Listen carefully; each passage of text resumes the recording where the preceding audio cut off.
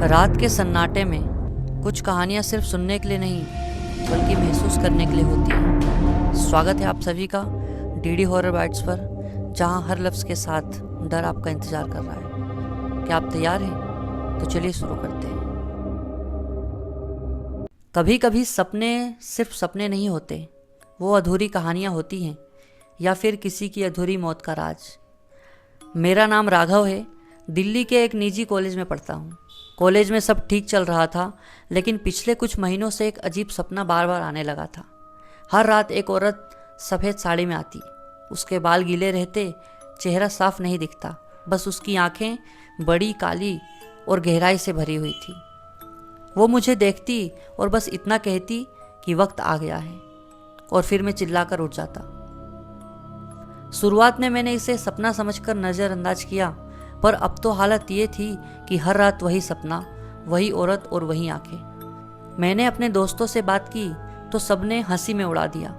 पर एक दिन जब मैं कॉलेज जा रहा था, बस से उतरकर जैसे ही गली में मुड़ा, वही औरत मेरे सामने खड़ी थी।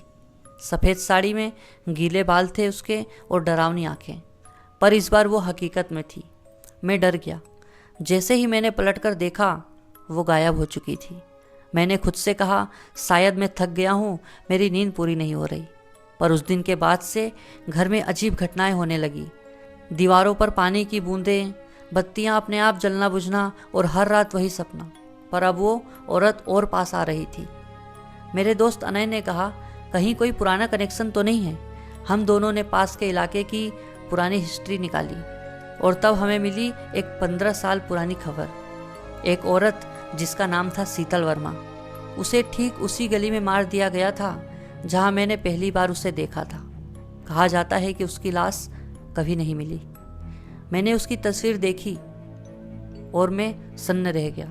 वो वही औरत थी जो हर रात मेरे सपनों में आती थी। अब सवाल ये था कि वो मुझे दिख क्यों रही थी? क्या वो कुछ बताना चाहती थी? उसी रात उसने पहली बार मुझसे कहा, सच बताओगे तो मैं मुक्त हो जाऊंगी। मैंने खोजबीन जारी रखी। पता चला कि शीतल वर्मा उसी इलाके की एक प्रभावशाली नेता की पत्नी थी। उसे उसकी प्रॉपर्टी के लिए उसके ही भाई ने मार डाला था और लाश को उसी पुराने कुएं में फेंक दिया था, जो कि अब बंद पड़ा था। मैंने पुलिस को गुप्त रूप से सूचना दी और जब खुदाई हुई, कुएं से एक कंकाल बरामद हुआ और उसके पास था शीतल वर्मा का मंगलसूत्र।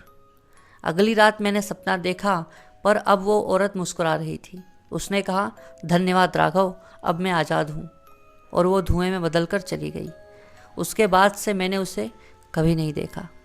कभी कभी कुछ आत्माएं अधूरी रह जाती हैं, और जब तक उन्हें न्याय नहीं मिलता, वो हमें आवाज़ देती है सपनों में।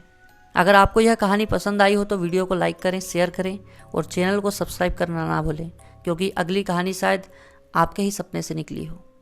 धन्यवाद।